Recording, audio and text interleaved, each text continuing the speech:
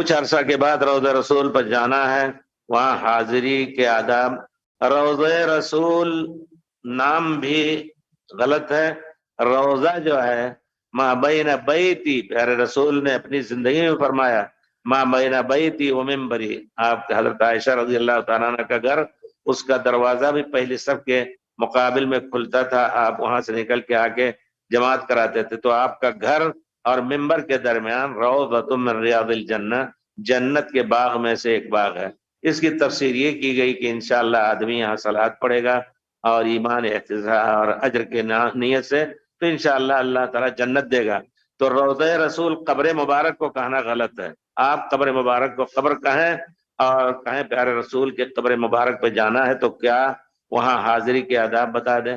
حاضری کے آداب یہی کہ آپ کھڑے ہو کر کے الصلاۃ والسلام علیک یا رسول اللہ، الصلاۃ والسلام یا خیر خلق اللہ، جو بھی اوصاف کے ساتھ آپ کے کہیں، وہاں کوئی آپ کے دل میں جذبہ نہ آئے کہ پیارے رسول سے مانگنے لگیں۔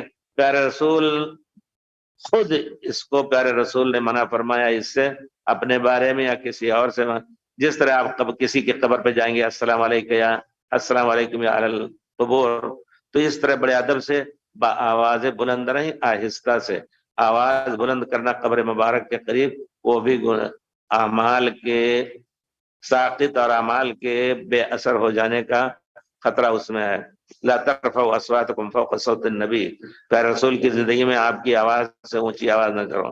اور اسی طرح حضرت عمر نے کہا کہ کچھ لوگ اونچی آواز سے بول رہے تھے پیارے رسول کے قبر کے پاس، کہا کہاں سے آئے ہو؟ کہا فلاں جگہ سے آئے۔ کہتے ہیں لو کنتم من اہل المدینہ، مدینے والے علم والے ہیں، علم یہاں پھیلا ہوا، یہ آداب اگر تم مدینے کے ہوتے تو ضربت اکثرکم شعرا، جہاں زیادہ بال ہوتا ہے اس کو مارتا، میں نے تمہارے سر پہ مارتا۔ تو یہ ادب ہے، چپکے سے آپ صلاۃ والسلام پڑھ کر کے حضرت ابو بکر کی قبر پر صلاۃ والسلام پڑھ کے، حضرت عمر کی صلاۃ پڑھ کے نکل جائیں، وہاں دیر تک کھڑے ہو کر کے پیارے رسول سے سفارش مانگنا یا پیارے رسول کوئی حاجت مانگنا، یہ عین شرک ہے، اس میں کوئی شک نہیں۔